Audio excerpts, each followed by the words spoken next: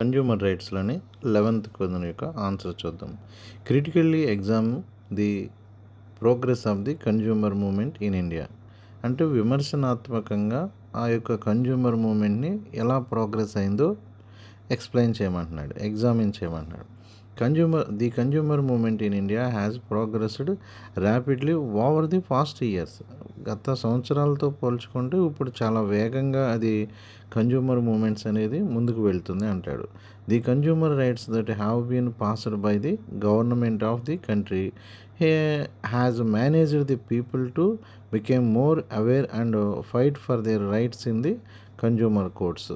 Consumer కోర్ట్స్లో ఎలా fight చేయాలి, ఏంటి, తమ మోసపోయినప్పుడు అనేది గవర్నమెంట్ తీసుకొచ్చిన చట్టాలు కానీ వాటి మీద ప్రజలకు కల్పించినటువంటి అవేర్నెస్ వల్ల ఈ విధంగా జరిగింది. అలాగే కన్జ్యూమర్ ప్రొటెక్షన్ యాక్ట్ అనేది కోపరా అనేది 1986లో గవర్నమెంట్ పాస్ చేసిన తర్వాత easy for people to complaint against the wrong practice performed by the shop keeper or seller of the product. ఎవరైనా సరే షాప్ కీపర్ కానీ సెల్లర్ కానీ ఆ రాంగ్ ప్రాక్టీస్ పెర్ఫార్మెన్స్ చేస్తూ ఉంటే, అవకతవకలకు పాల్పడుతూ ఉంటే ఆ యొక్క గూడ్స్ అమ్మేటప్పుడు ఖచ్చితంగా అతని మీద యాక్షన్ తీసుకునేటట్టు చేసింది. The public has become the more aware and proper action are taken against the any ill practice. అనారోగ్యమైన ప్రాక్టీస్ ఎవరైనా చేసినా మార్కెట్ ప్లేస్లోనే వాడిని అగెనెస్ట్గా చేస్తుంది. ఎలా ఉన్నప్పటికీ however in contemporary India the consumer మనకి రెడ్రెసల్ ప్రోగ్రెస్ ఇన్ క్వైట్ మనకి complicated expensive and time consuming. కానీ ఎలా ఉన్నప్పటికీ కూడా ప్రజెంట్ ఇన్ ఇండియాలో అది రెడ్రెసల్ ప్రోగ్రెస్లో ఉంది. కంప్లైంట్ ఇవ్వడానికి కానీ లేకపోతే ఎక్స్పెన్సివ్గా ఉండటం అనేది జరిగింది.